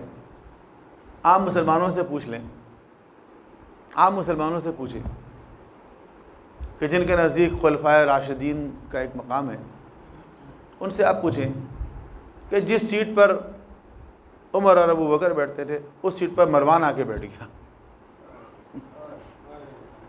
آپ شیعوں کو تو آپ چھوڑ دیں، شیعوں کے تو آئیڈیلز بہت ہی ہائی ہیں. عام مسلمانوں سے پوچھیں کہ جن کے نزدیک وہ خلفاء کی بڑی قدر و منزلت ہے، ان سے کہیں کہ دیکھو جس سیٹ پر وہ بیٹھا کرتے تھے اس سیٹ پر یزید آ کے بیٹھ گیا. شرابی، زانی، کتوں اور بندروں سے کھیلنے والا، تنبورے بجانے والا، گانے سننے والا. اور جب وہ واصل جہنم ہوا تو مروان آ کے بیٹھ گیا. مروان جیسا شخص امیر المومنین بن جاتا ہے. کیا تباہی ہے عالم اسلام کی. اور صورتحال یہ ہے کہ عالم اسلام میں کوئی ریزسٹنس نہیں ہے. عالم اسلام میں کوئی ان کے خلاف اٹھ کھڑے ہونے کو تیار نہیں ہے، کوئی احتجاج کرنے والا نہیں ہے. یہ کیا ہو رہا ہے؟ کچھ لوگ تھے، ان کو سائیڈ لائن کر دیا گیا. اب کوئی بولنے کی جرت نہیں کرتا، کسی کے اندر ہمت نہیں، کیونکہ اگر کوئی اظہار حق کرے گا تو اس کو پتہ ہے اس کا انجام کیا ہوگا. تو پورے عالم اسلام میں کوئی ایسا ہے نہیں. کون نکل کر آئے؟ کون نکل کر آئے گا؟ دیکھیں، نکل کے وہی آتا ہے، قربانی دینے کے لیے وہی تیار ہوتا ہے جس کے گھر کی چیز ہوتی ہے، جو اون کرتا ہے یہ ہماری چیز ہے. اس دین کو، اس شریعت کو، اس قرآن کو، اس نظام اسلامی کو کون اون کرتا ہے؟ کس کی چیز ہے؟ کون ہے اس کا وارث؟ جو وارث ہوگا اسی کو تکلیف ہوگی نا. وہی نکل کے آئے گا، وہی قربانی دے گا. انجوائے تو بہت سے لوگ کر رہے تھے، خود حضور کی رشتہ داری کو انجوائے کر رہے تھے. حضور کے چچا اور بھی تو تھے، ان کا ایک مقام تھا، سوشل اسٹیٹس تھا، اس اسٹیٹس کو وہ انجوائے بھی کر رہے تھے، وہ ان کی اولادیں. لیکن جب قربانی کا وقت آیا آل ابی طالب. حضور کے چچا اور بھی ہیں نا، لیکن قربانی کے وقت کون نظر آ رہا ہے آپ کو؟ آل عقیل، آل جعفر، آل علی، یہ سب کون ہیں؟ آل ابی طالب تو ہے نا. تو قربانی کے وقت کون آ رہا ہے؟ آل ابی طالب. تو کوئی نکلنے کو تیار نہیں تھا. تھوڑی دیر کے لیے فرض کریں حسین ابن علی بھی نہیں نکلتے، آج آپ کے پاس اسلام کے نام پہ کیا ہوتا؟ یہ ضدیت ہوتی. تھوڑی دیر کے لیے فرض کر لیں. وہ کہتے ہیں نا کہ ایک سوال کیا گیا اگر کربلا نہ ہوتی، بڑے بڑے علماء سے کہا کہ ایک جملے میں بیان کیجیے اگر کربلا نہ ہوتی. نقد صاحب علی اللہ مقامہ نے کہا اگر کربلا نہ ہوتی تو مسلمان بدھ کے دن جمعے کی نماز پڑھ رہے ہوتے. یہ پورا واقعہ ہے نا کہ بدھ کے دن جمعے کی نماز. تو اگر آپ فرض کریں کہ حسین بھی نہ نکلتے تو کیا ہوتا؟ یہ تو احسان ہے حسین کا، وہ نکل کر آئے، دین کو بچایا، انہوں نے قربانی پیش کی، ایسی عظیم قربانی، اپنے آپ کو قربان کر دیا، اپنی اولاد کو قربان کر دیا، بھتیجوں بھانجوں کو قربان کر دیا، ساتھیوں کو قربان کر دیا. اور کیا چاہیے؟ حسین نے اپنی بہنوں کی چادریں قربان کر دی. اور کیا چاہیے اس امت کو؟ اور کیا چاہیے؟ اور کوئی کفار و مشرکین نے قتل نہیں کیا، مسلمانوں نے کیا، کلمہ گویوں نے کیا. کاش یہ جنگ کافروں سے ہوتی، کفار سے ہوتی، مشرکین سے ہوتی، جو شاید ہم اتنا آنسو نہ بہاتے، ہم اتنی عزاداری نہیں کرتے. لیکن بدقسمتی سے یہ سارا ظلم ان لوگوں نے کیا جو اسی نبی کے کلمہ پڑھنے والے تھے، جنہوں نے دین کی تعلیم اسی نبی سے لی اور نبی کی آل کو تحت تیغ کیا. نبی زادیوں کے سروں سے چادریں چھین لی. ذرا سوچے تو کوئی مسلمان، ذرا غور تو کرے کہ کیا ہوا. بہرحال آج کی شب عاشور ہے. آج کی شب کی خاص بات ہے کہ یہ شب انصار حسینی کی شب ہے، اصحاب حسینی کی شب ہے. حسین کے اصحاب، حسین کے انصار، کیا مقام ہے ان کا. السلام علیکم یا اولیاء اللہ، سلام ہو تم پر اے اولیاء اللہ. یہ ہیں اولیاء اللہ. اولیاء اللہ یہ ہوتے ہیں، وہ نہیں جو حجروں میں بیٹھے ہوئے ہیں، جو خانقاہوں میں بیٹھے ہوئے، نہیں. یہ ہیں اولیاء اللہ جو سب کچھ چھوڑ کے، اپنے گھر کو چھوڑ کے، اپنی اولاد کو چھوڑ کے، سب چھوڑ کر آئے نا. ان کا بھی گھر تھا، ان کی بھی اولاد تھی، ان کا بھی کاروبار تھا، ان کی بھی نوکری ہوگی، ان کی بھی زمینیں ہوگی، ان کو بھی ابن زیاد کے ایسے ہی خوف ہوگا؟ نہیں. تمام خوف سے باہر نکل کے اور آ گئے حسین کے پاس اور ہو گئے حسین کے. لوگ حسین کے پاس آتے بھی رہے اور جاتے بھی رہے. لیکن وہ جو شب عاشور میدان کربلا میں موجود تھے، ان کا مقام اور ہے. ان کی کیا بات ہے. آج کی شب جو کہ حسین ابن علی نے خاص طور پر ایک رات کی مہلت لی. یہ جنگ 9 محرم کو ہونی تھی. لشکر آ گیا عمر سعد کا، ہر طرف سے حملے کی تیاری ہو رہی تھی. امام حسین نے جناب عباس کو بھیجا، کہا جاؤ معلوم کرو کیا چاہتے ہیں یہ لوگ، پوچھو ان سے. انہوں نے جا کے پوچھا کیا چاہتے ہو تم لوگ؟ کہا جنگ چاہتے ہیں، جنگ ہونے والی ہے، تیار ہو جاؤ. جناب عباس نے آ کے امام حسین سے کہا یہ کہہ رہے ہیں جنگ ہوگی. آپ نے کہا ان سے کہو کہ ایک شب کی مہلت دیں، کل جنگ کر لیں. ان سے کہو کہ کل جنگ کریں، آج نہ کریں، کیونکہ ہم چاہتے ہیں کہ ایک رات عبادت اور تلاوت قرآن میں گزاریں. کہ ایک رات کی جو مہلت تھی وہ عبادت اور تلاوت قرآن کی تھی. نماز، حسین فرماتے ہیں انی احب الصلاۃ، مجھے نماز سے عشق ہے، نماز سے محبت ہے. اگر ہمیں حسین سے محبت ہے نا تو حسین کو نماز سے محبت ہے. اور محبوب کا محبوب جو ہوتا ہے نا وہ ہمیں بھی محبوب ہونا چاہیے. تو حسین کو نماز سے عشق ہے، حسین کو تلاوت قرآن سے عشق ہے.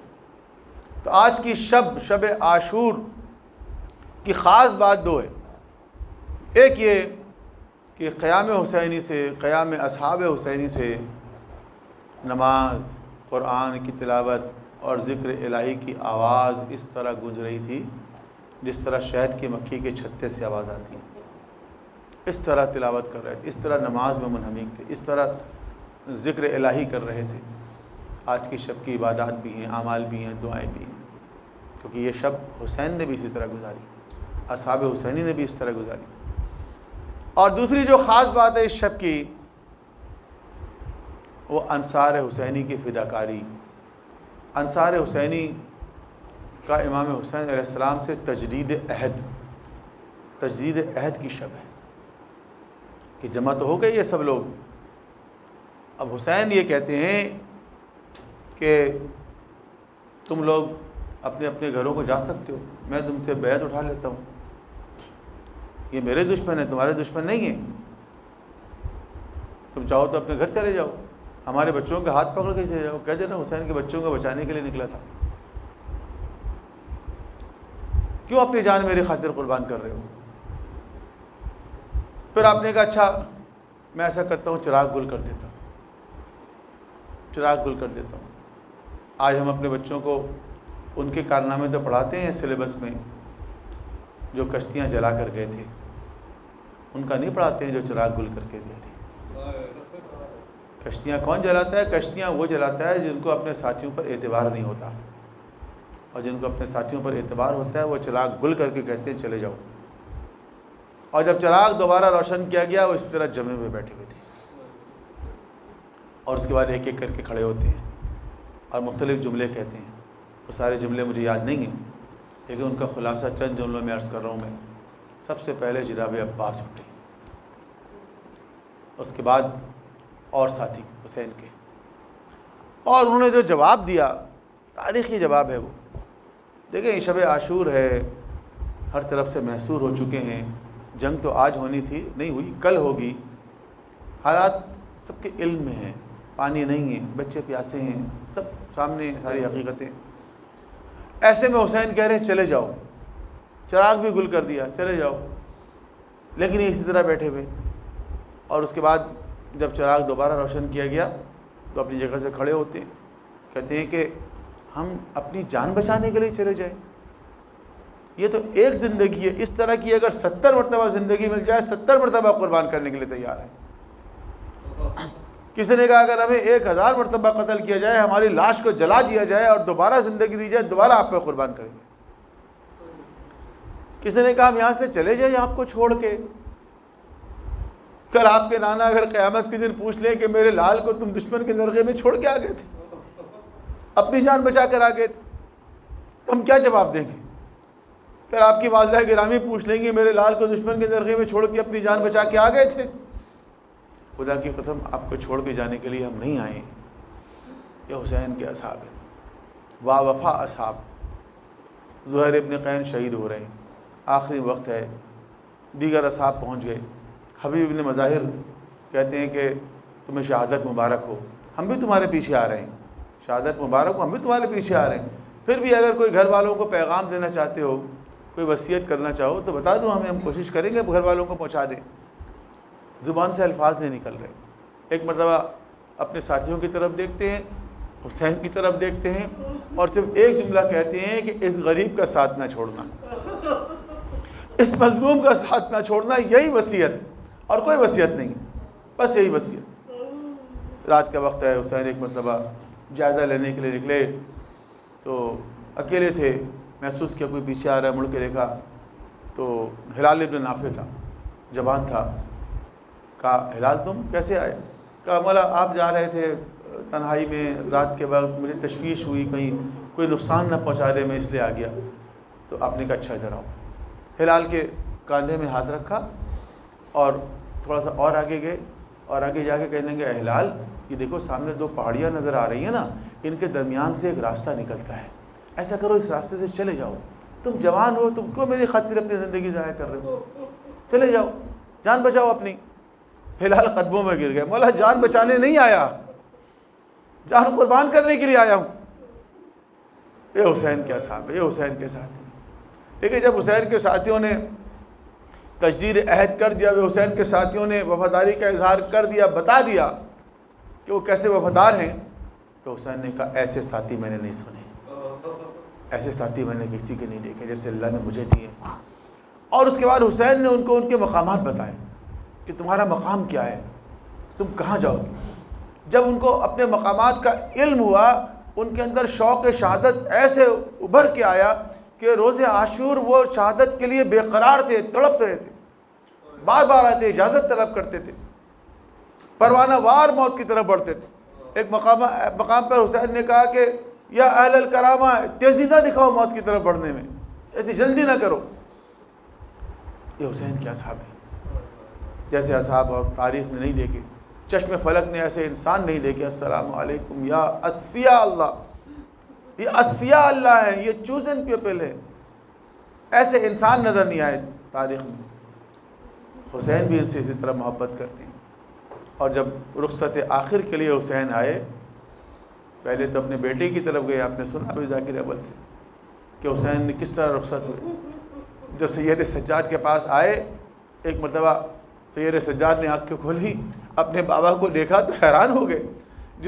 جسم نازنین کا کوئی حصہ ایسا نہیں تھا جو زخمی نہ ہو، اور گھبرا کے ایک مرتبہ پوچھا آئینہ امی العباس، چچا عباس کہاں ہیں؟ کہا قد قتل، بیٹا قتل ہو گئے۔ کہا علی اکبر کہاں ہے؟ کہا قتل ہو گئے۔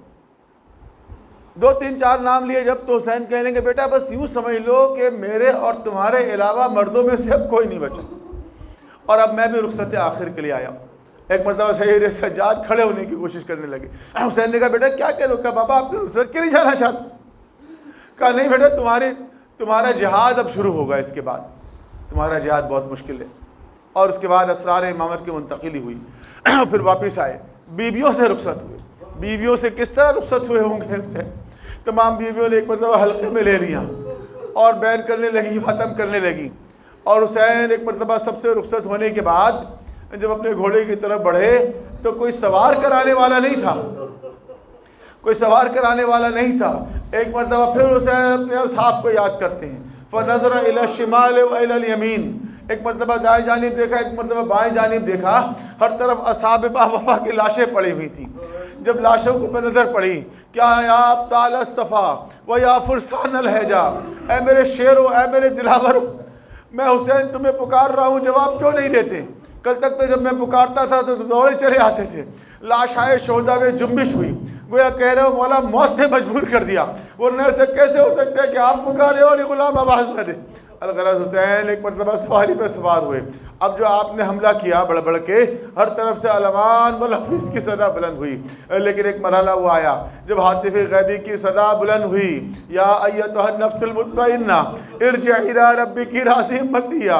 پھر ایک مرحلہ وہ آتا ہے جب بہن 70 قدم کے فاصلے پہ کھڑی ہوئی دیکھ رہی ہے اور کہتی ہے عمر سعد تو دیکھ رہا ہے میرا ماجایا قتل ہو رہا ہے۔ اللہ لعنت اللہ علی القوم الظالمین وسیعلم الذین ظلموا ای منقلب ینقلبون۔ بار اللہ ہمارے ذکر کو اپنی بارگاہ میں قبول فرما، ہمیں قرآن کریم اور سیرت معصومین کے مطابق اپنی زندگی استوار کرنے کی توفیق عطا فرما، ہمارے جوانان عزیز کو علم عمل کی دولت سے مالا مال فرما، مسلمانوں کے دل میں اتحاد اور اتفاق کو فروغ عطا فرما۔ بار اللہ وطن عزیز میں دنیا بھر میں جو لوگ فرقہ واریت کو، دہشت گردی کو، انتہا پسندی کو فروغ دے رہے ہیں، ان کا ذہن کو خاتمہ ملا دے۔ اس روئے زمین کو عدل انصاف سے پر کرنے کے لیے، شہدائے کربلا کا انتقام لینے کے لیے اپنی آخری حجت کے ظہور میں تعجیل فرما۔ ہم سب کے امام علیہ السلام کے انصار عوام سے قرار دے۔ ربنا تقبل منا انک انت السمیع العلیم برحمتک یا ارحم الراحمین۔ ماتم حسین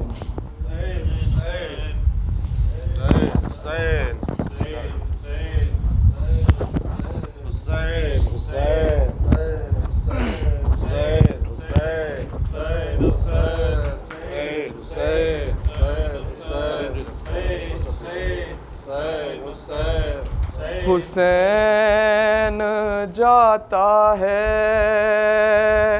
مرنے کو اے میری زینب، قریب آ گیا اب وقت آخری زینب، سلام تم پہ اے بابا کی لاڈلی زینب۔ زینب نے کہا کون ہے پردے में मेरा क्यों जाते हो तुम छोड़ के भैया मुझे तन्हा। ज़ैनब को हर एक मोड़ पे तड़पाएगी दुनिया, याद आओगे भैया, है याद आओगे भैया। ज़ैनब को हर एक मोड़ पे तड़पाएगी दुनिया, याद आओगे भैया, है याद आओगे भैया। याद आएगा भैया मुझे अरमान तुम्हारा, तुम देख नहीं पाए हो अकबर का जो सेहरा। दावत कोई शादी की मदीने में जो देगा, याद आओगे भैया, है याद आओगे भैया। ज़ैनब को हर एक मोड़ पे तड़पाएगी दुनिया, याद आओगे भैया, है याद आओगे भैया। बाद आपके होगा मेरी गुर्बत का ये आलम, उस वक्त गरीबी भी करेगी मेरा मातम। सादात को जब राह में देगा कोई सदका, याद आओगे भैया, है याद आओगे भैया। ज़ैनब को हर एक मोड़ पे तड़पाएगी दुनिया, याद आओगे भैया, याद आओगे भैया। इस माह से मंसूब थी भैया मेरी खुशियाँ, थी सबसे बड़ी ईद मेरी तीसरी शाबान। शाबान के जब चांद को देखेगी ये बहना, याद आओगे भैया,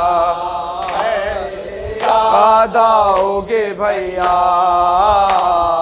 ज़ैनब को हर एक मोड़ पे तड़पाएगी दुनिया, याद आओगे भैया, है याद आओगे भैया।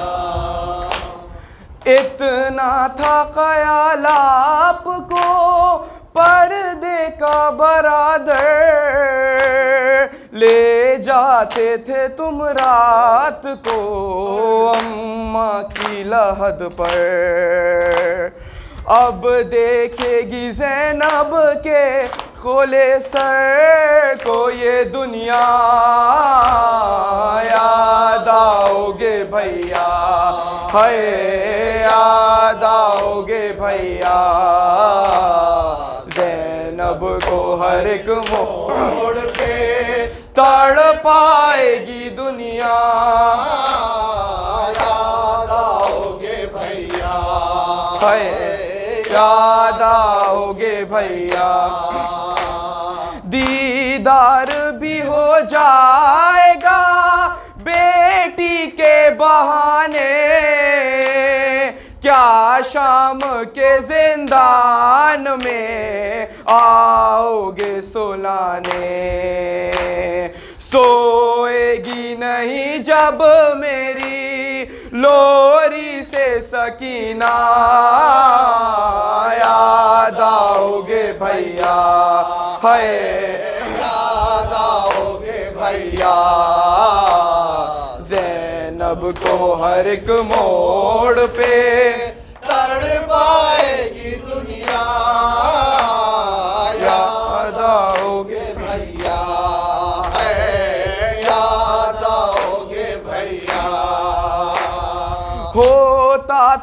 تکلم یوں جدا بھائی بہن سے، جس طرح کوئی روح نکلتی ہو بدن سے، شہرن کو چلے کہتی رہی ثانی زہرا،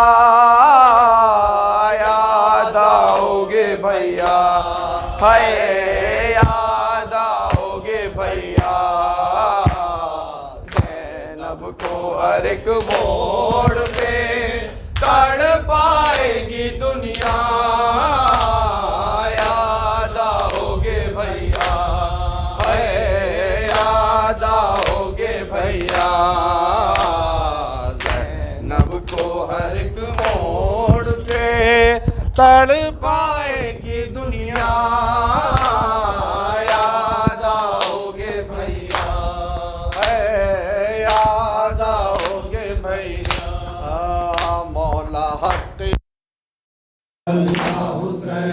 مولا حق امام یا حسین، مولا حق امام یا حسن یا حسین، مولا حق امام یا حسن یا حسین، یا حسین یا حسین یا حسین یا حسین، مولا حق امام یا حسن یا حسین یا حسین یا حسین، اے وہ عابد بیمار تھا، چلنے سے جو لاچار تھا، اور شام کا بازار تھا، اور مصطفیٰ کی بیٹیاں، مولا حق امام یا حسن یا حسین، مولا حق امام یا حسن یا حسین یا حسین یا حسین یا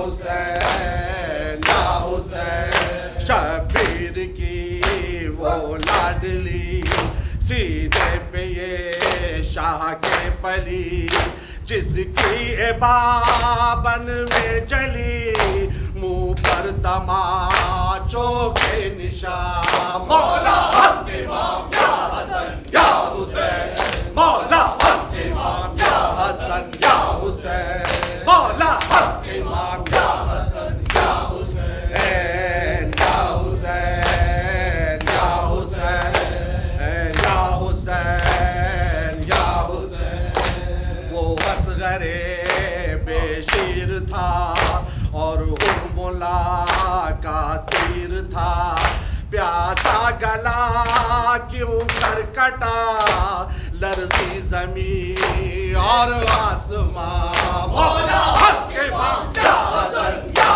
حسین، مولا حق امام یا حسن یا حسین، مولا حق امام یا حسن یا حسین یا حسین یا حسین یا حسین یا حسین، شام غریب چھا گئی، عابد کو غیرت آ گئی، پہرے پہ زینب آ گئی، عباس اور اکبر کہاں، مولا حق امام یا حسن یا حسین، مولا حق امام یا حسن یا حسین یا حسین یا حسین، مولا حق امام یا حسن یا حسین یا حسین یا حسین یا حسین یا حسین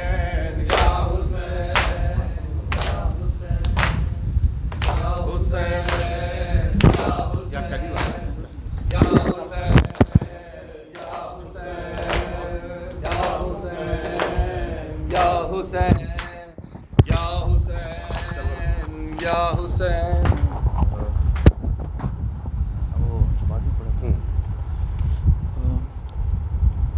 عباس علمدار، عباس علمدار، عباس علمدار، عباس علمدار، عباس علمدار، عباس علمدار، اب تک ہے زبانوں پہ علمدار،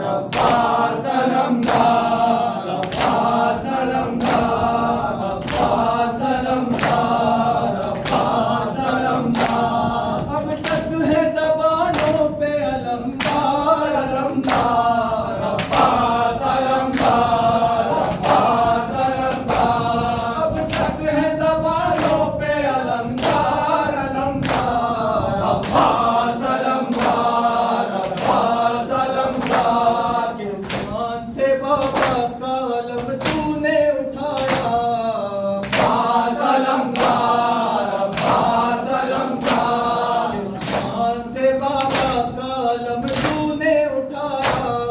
अब्बास अलमदार, अब्बास अलमदार, मशकीज़ छिदा लौट के तू फिर नहीं आया। अब्बास अलमदार, अब्बास अलमदार, ऐ शेर जवां है पिसरे हैदर कदा। अब्बास अलमदार, अब्बास अलमदार, अब तक है ज़बानों पे अलमदार, अलमदार, अब्बास अलमदार, अब्बास अलमदार, अब तक है ज़बानों पे अलमदार, अलमदार, अब्बास अलमदार, अब्बास अलमदार, अब तक है ज़बानों पे अलमदार, अलमदार, अब्बास अलमदार, अब्बास अलमदार, अब तक है ज़बानों पे अलमदार, अलमदार, अब्बास अलमदार, अब्बास अलमदार। ज़हरा पुरसालो बहत्तर का, ज़हरा पुरसालो बहत्तर का, करबल की कहानी जब कोई भी सुनाएगा। ज़हरा पुरसालो बहत्तर का, ज़हरा, ज़हरा पुरसालो बहत्तर का, ज़हरा, ज़हरा पुरसालो बहत्तर का। होते ही न थे असगर, झूले में तड़पते थे। होते ही न थे असगर, झूले में तड़पते थे। मादर को खबर क्या थी, एक तीर सुलाएगा। ज़हरा, ज़हरा पुरसालो बहत्तर का, पामाल हुए कासिम जब घोड़ों की टापों से। पामाल हुए कासिम घोड़ों की टापों से। किसी तरह चचा तेरी मैयत को उठाएगा। ज़हरा, ज़हरा पुरसालो बहत्तर का, ज़हरा, ज़हरा पुरसालो बहत्तर का।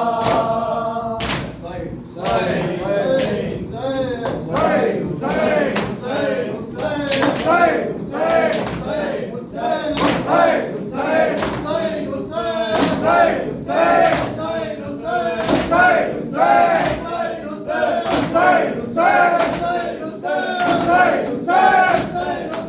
Hussein, Hussein, Hussein, Hussein, Hussein, Hussein,